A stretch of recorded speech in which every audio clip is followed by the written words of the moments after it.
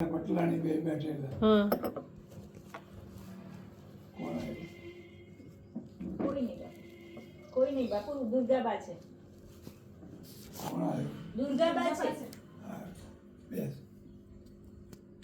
પટેલને પટલાની કોઈ બેઠેલા. ઘરે જવાની તૈયારી. મંદિરમાં આરતી થઈ, પૂજા થઈ, ઘરે જવાની તૈયારી. પટેલે પૂછ્યું, મહારાજ જમ્યા છો? મેં કહ્યું ના જમ્યું.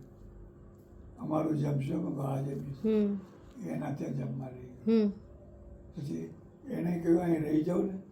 તમે કહ્યું ના ભાઈ મારે તો ગુરુની કુંભ શોધ. મેળામાં જવું છે. હા એ રીતે ચાલતા ચાલતા ચાલતા સોનગઢ પહોંચ્યો. સોનગઢ વિહારા. બરાબર.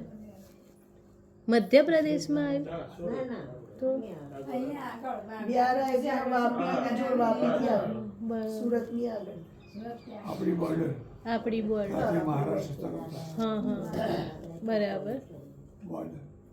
એટલે મારા પગમાં ફોલ્લા પડી ગયા. પગ મંડાય નહીં.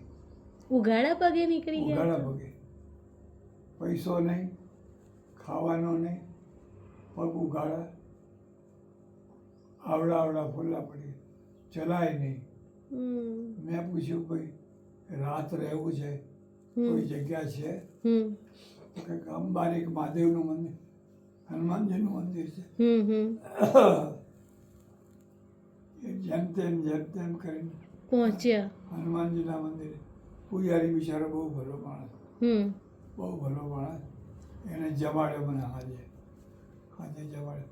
હવે સવારે સંડાસ જવાનું, તે પગ મંડાય નહીં. હા ઘસરતો પાસે જંગલ ને એ સંડાસ ગયો.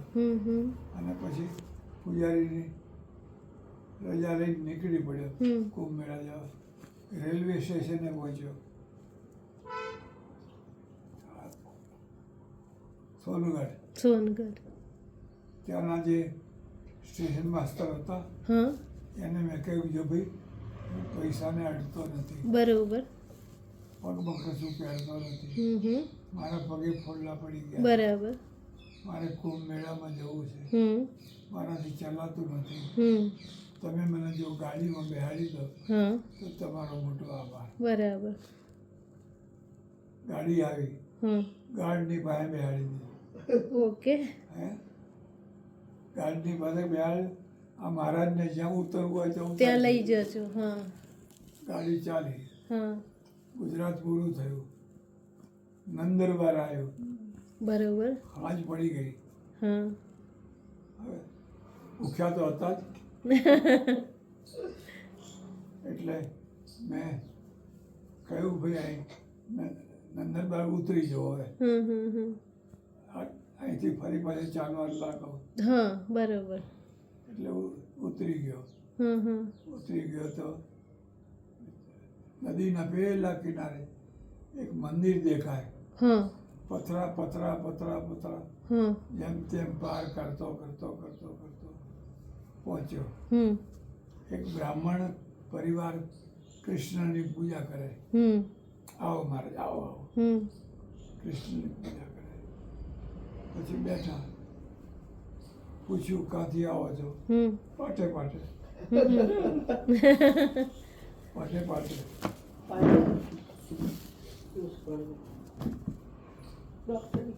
પાણી વધારે પીઓ. પછી આજે બધા ભેગા થયા. 8-10-15 માણસો આખા પરિવારના. પતિ પત્ની બા એની દીકરી દીકરો. સત્સંગ ચાલ્યો. તો પેલા મહારાજે સત કરેલી કે હું તમને રાત રોકાવા દઉં, સવારે જતો રહેવાનું. બરાબર. ટ્રસ્ટીઓને મનાઈ છે હા કોઈને રાત નહીં રોકાવા. બરાબર. કંઈ કડવો અનુભવ થયો. થયા હશે કંઈક. હા એટલે રાત્રે 11 વાગ્યા સત્સંગ કરતા પછી મેં કહ્યું હવે હું સવારે જવાની તૈયારી કરું. એટલે એની ઘરવાળી કે ના નથી જવાનું. અહીં રહેવાનું છે. રાતના 11 વાગે એણે મને ટાઢું હતું એ જમાડ્યો. અને પછી મને કે તમે તો એવી હિન્દી બોલો છો જેવા હિન્દી પ્રદેશવાળાઓ. ભણેલા એટલે પછી સવારે ત્યાંથી નીકળી ગયો. બાપુ દેખાવડાયા બહુ છો હા, બહુ સુંદર લાગો છો. પછી નીકળી મમ્મી ગયા. પપ્પા કેવા દેખાવડા હશે આપના? પછી નીકળી ગયા. એ પરિવારે બહુ આગ્રહ કર્યો, હા અહીં રહી જાઓ, અહીં રહી જાઓ. હા. કે મહારાષ્ટ્રમાં મને બહુ તકલીફ પડી, અચ્છા. કોઈ જમાડે જ નહીં. હા હા મંદિર હોય ને હા. અન્ના પુડે પુડે પુડે પુડે આગળ જાવ એમ? આગળ જાઓ. આગળ જાવ હા. એટલે ઘણી વાર તો જમવાનું ના મળે, હમ. કૂવાનું ના મળે. રોકાવાનું ના મળે. જ્યાં ત્યાં ઝાડ નીચે ઉગી જવું, હા હા હા. એવા બધા અનુભવો થયા. એવા અનુભવ કરતો કરતો કરતો કરતો કાશી પહોંચ્યો. નહીં, અયોધ્યા બનારસ પહોંચ્યો. બરાબર. કાશી એ જ બનારસ ને? એ જુદા?